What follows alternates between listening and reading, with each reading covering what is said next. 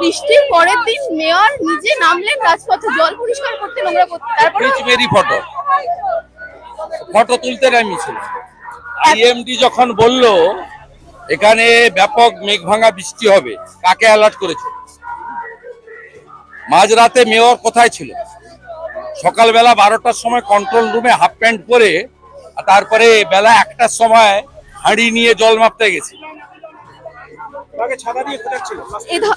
Photo Manoj Burma কোথায় ছিল?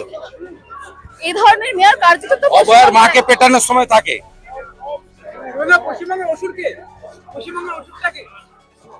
মা জানেন 26-এ কাকে বধ করতে হবে, মা জানেন। হিজাব পরে আর পিতৃপক্ষে পুজো উদ্বোধনের কি উত্তর দিতে হয় মা দিয়ে দিয়েছে। ওটা আর কেউ না বুঝুক, সুজিত বোস আর অতীন ঘোষ ভালো করে বুঝেছে। ও ভূগোল জানে না, ওকে বলবো সন্ধ্যার বেলা আর সন্ধ্যার পরে ওর যে সব অ্যাডভাইসার আছে জয়ন্ত ঘোষাল টোসাল, ওদেরকে নিয়ে একটু ভূগোলের ম্যাপটা নিয়ে বসতে। আমি একটা গ্লোব পাঠিয়ে দিতে পারি।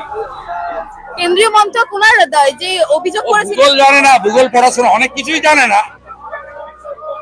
ভূগোলটা পড়া দরকার, তাহলে বুঝতে পারবে ডিবিসি কাকে বলে, ফারাক্কা কোথায়। মেয়র বলেছিলেন যে এই ধরনের এত পরিমাণ বৃষ্টি তিনি কলকাতায় আগে দেখেননি। কিছুই জানে না, মেয়রের কোনো ধারণাই নেই, মেয়রের কোনো ধারণা নেই। এর থেকে বেশি বৃষ্টি হয়েছে 86-তে, এর থেকে বেশি বৃষ্টি হয়েছে 78-এ, এর থেকে বেশি বৃষ্টি হয়েছে 76-এ। 12 জনের মৃত্যুর ঘটনার পরে কিন্তু আজকে আবার উত্তরবঙ্গ থেকে একটা মৃত্যুর ঘটনা আমরা শুনতে পেলাম। একটা মৃত্যু নয়, 21 জন মারা গেছে এখনো উত্তরবঙ্গে।